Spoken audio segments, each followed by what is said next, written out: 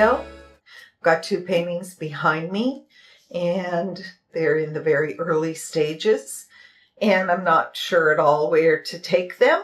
So I've been spending a little time looking, and the one here, I've actually just began this by following the wood grain as I've been doing lately. These are the last two of the wood grain series as far as I know. And I like the pattern of this wood grain. It's giving me a lot of inspiration. I'm not exactly sure how to bring out what I'm seeing.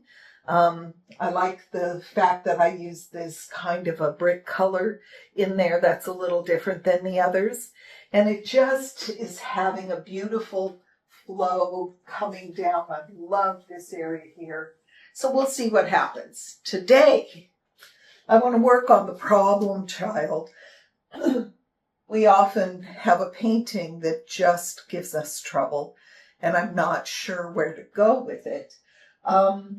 Everything I think about in my mind is like, that's not it.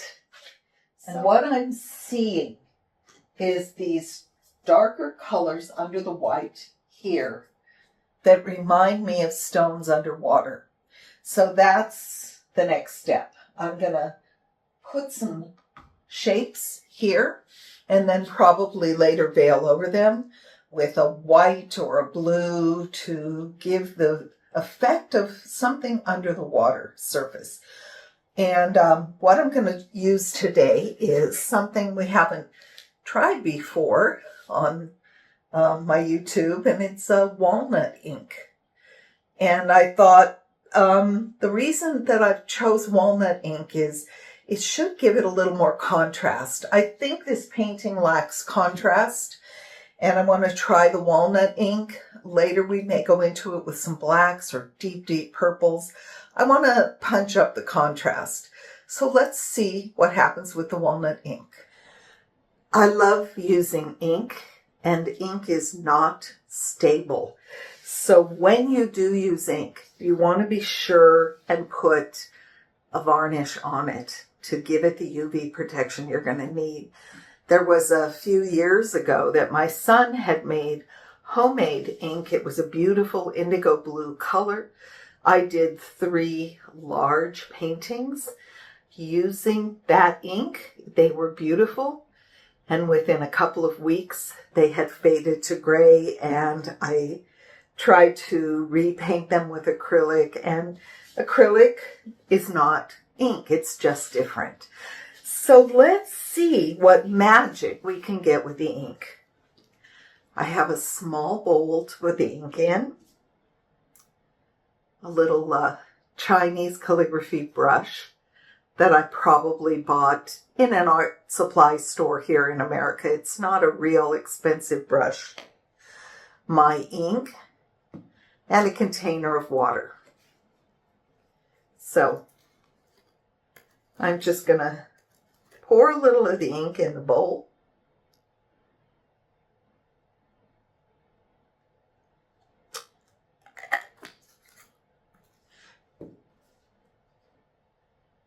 Now what I'm going to do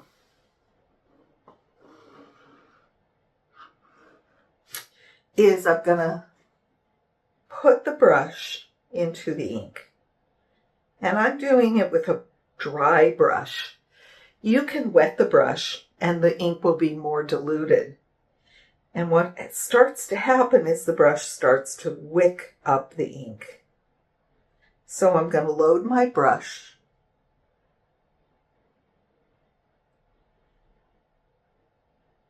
And then I'm just going to see the shapes that I already have.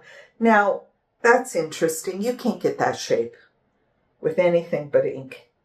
And because the surface already has some polymer medium on it, I'm getting some resistance from the ink. It's not soaking in right away. And that's good. I sort of like this resistance look. It will puddle in areas, and I'm going to let this dry flat on the table. I'm not going to lift it up.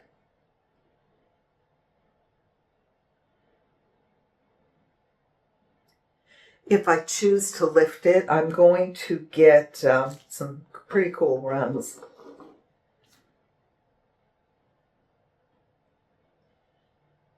So I'm playing. I don't have any clue where I'm going.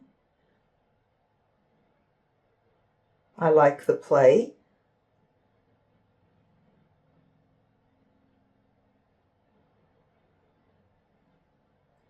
I'm open to the possibility. I can't ruin the painting because it's not really a painting yet, is it?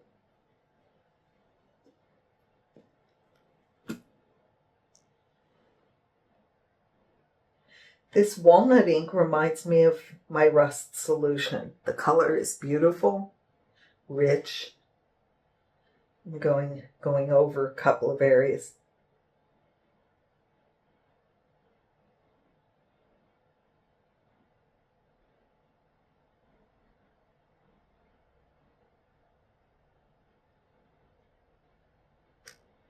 It's really giving it a stained look, almost like coffee or tea.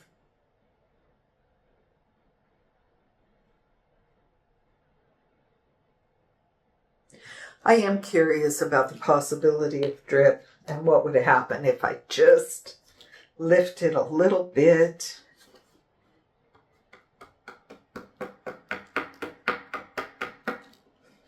I don't think I want a lot of drip.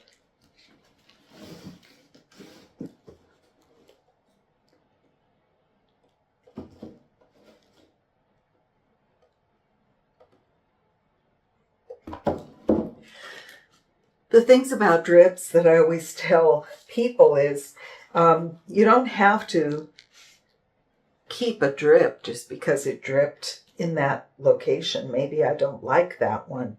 So I can manipulate my drips. And I'm just going to fool around a little bit with what I've got.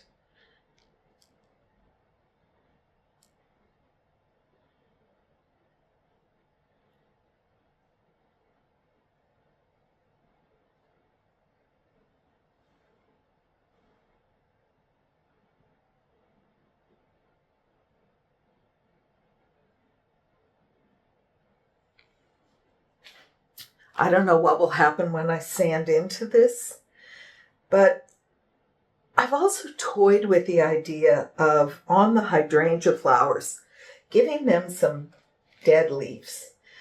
Usually in my garden, I get a lot of brown on my hydrangeas after a time. And I thought, I've tried with the acrylic to put some of that into the flowers. It didn't work as well as I would have liked. So maybe the ink will do what the acrylic was not doing for me.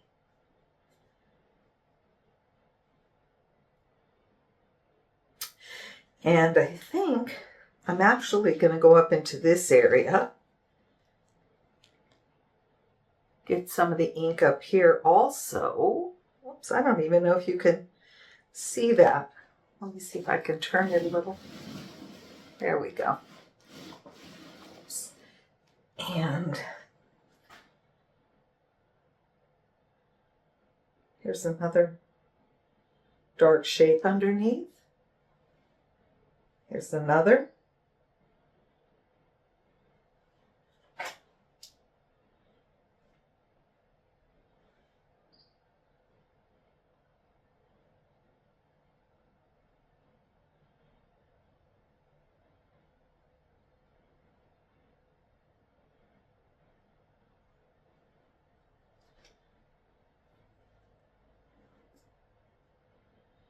Okay. I think that's pretty interesting so far.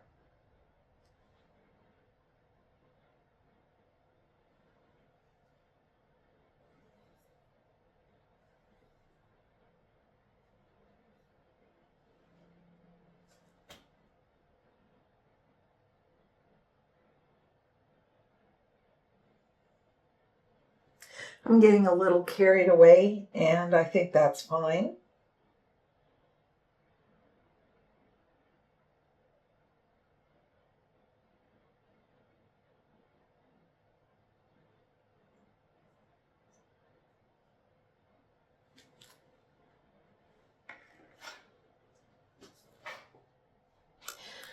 So when you're at a point in a painting that you don't know what to do something.